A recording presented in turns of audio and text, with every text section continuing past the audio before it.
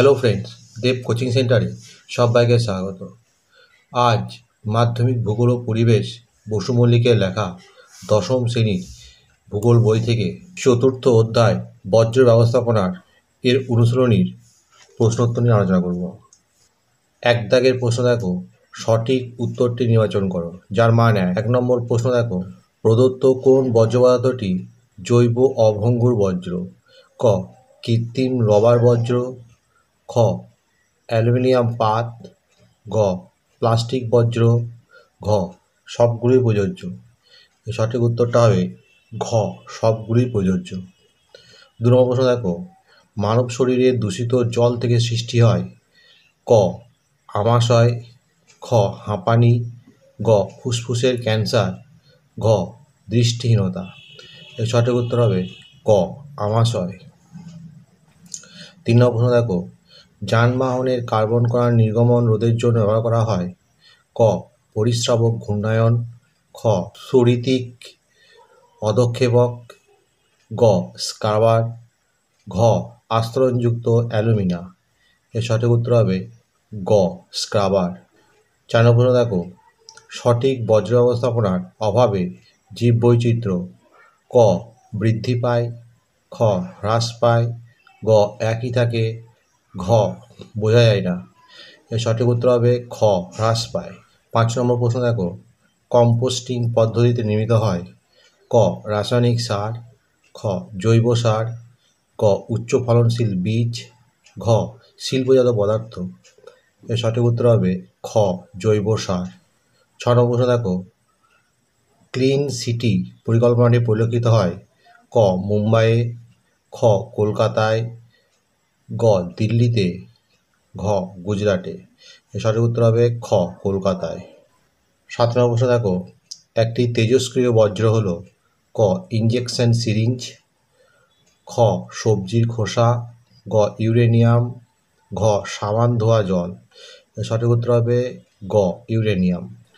8 নম্বর প্রশ্ন দেখো, বজ্রের ব্যবস্থাপনার পদ্ধতিগুলি হল ক বজ্রের পুনর্ব্যবহার, খ বজ্রের পুনর্নবীকরণ, গ বজ্রের পরিমাণগত হ্রাস, ঘ সবগুলি প্রযোজ্য। সবগুলি প্রযোজ্য হবে ঘ। 9 নম্বর প্রশ্ন দেখো, একটি চিকিৎসা সংক্রান্ত বজ্র হল ক সাবান জল, খ খাবারের প্যাকেট, গ ইঞ্জেকশন সিরিঞ্জ, ঘ সবজির খোসা। এর সঠিক উত্তর হবে গ ইঞ্জেকশন সিরিঞ্জ।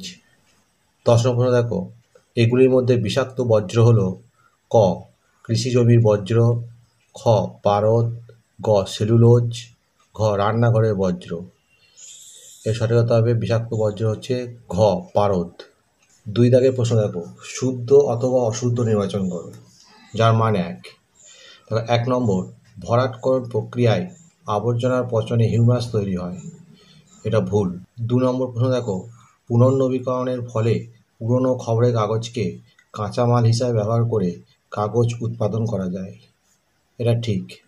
নেক্সট 3 নম্বর প্রশ্ন দেখো, তেজস্ক্রিয় বজ্রের কুপ্রভাব অন্যান্য বজ্রের থেকে বেশি। এটা ঠিক। 4 নম্বর দেখো, জৈবিক বৈশিষ্ট্য অনুযায়ী বজ্র পদার্থকে জৈব ও অজৈব এই 2 ভাগে ভাগ করা যায়। এটা ভুল। 5 নম্বর প্রশ্ন দেখো, তরল বজ্রের বৃদ্ধির ফলে ভৌমজল দূষণ ঘটে। এটা ঠিক।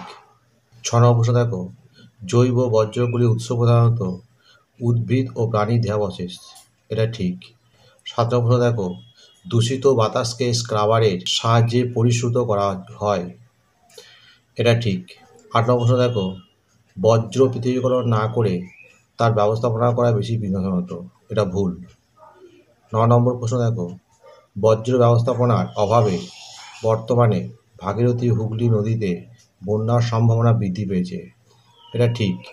10 নম্বর দেখো, সেলুলোজ কাগজ এক প্রকার শিল্পজাত বজ্রের উদাহরণ। এটাও ঠিক।